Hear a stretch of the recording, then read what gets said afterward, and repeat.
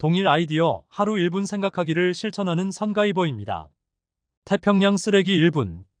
인도네시아 쓰레기는 대부분 선진국에서 왔다. 여기서 플라스틱은 석회를 굽기도 하고 두부 공장, 요리를 만드는 여론으로 사용하는 팔방미인이다. 나무가 비싸서 선진국에서 버린 쓰레기를 여론으로 사용하고 있다. 아무런 필터 없이 그냥 태운다. 니나는 12살의 나이에 환경운동가가 되었다. 쓰레기 수출을 멈춰달라고 많은 국가에 편지를 보내고 시위도 하였다. 하지만 바뀌지 않았다.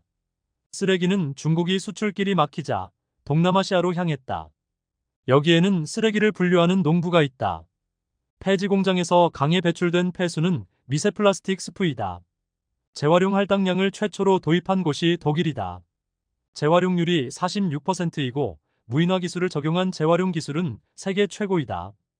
이런 독일도 40%는 재활용할 수 없는 것들로 수출로 처리한다.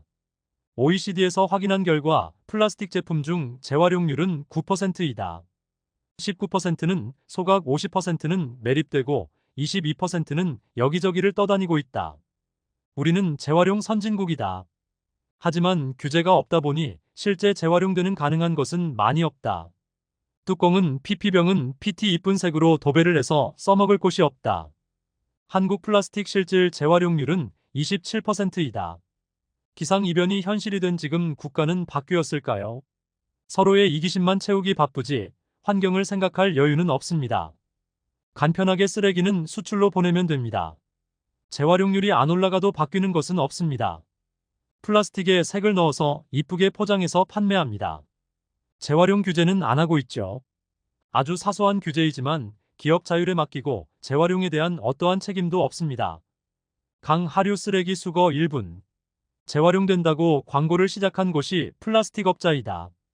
우리는 포장지에 이쁘게 표기되어 있는 재활용 표시를 보고 마음 놓고 플라스틱을 사용했는데 모든 게 이쁘게 포장한 결과였다. 실제로 대부분 재활용이 불가능하지만 관련 업자들은 상관이 없습니다. 그 어떠한 책임도 없기 때문입니다.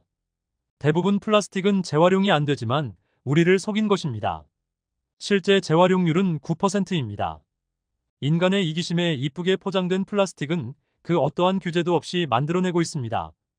어떻게 오랫동안 이게 가능했을까요? 거대 기업의 로비력은 상상을 초월합니다. 규제하려고 하면 막대한 돈으로 무마시킵니다. 쓸모없는 환경을 위한 규제는 필요 없습니다. 세계에서 생산한 플라스틱의 실제 재활용률이 9%라니 우리를 속인 이쁜 플라스틱은 재활용된다는 허명 속에 우리를 속이고 있었던 것입니다. 이쁘게 포장하기 위해 재활용 마크를 제조업자들이 만들었다니 참 재미있네요.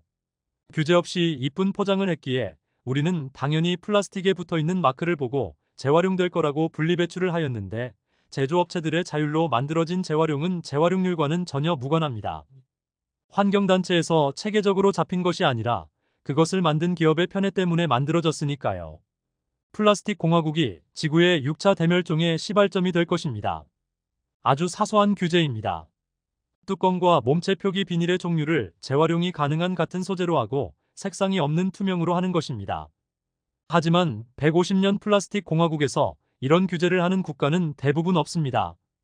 화석연료, 플라스틱 기업들의 승리이죠. 이대로 지구는 안전할까요?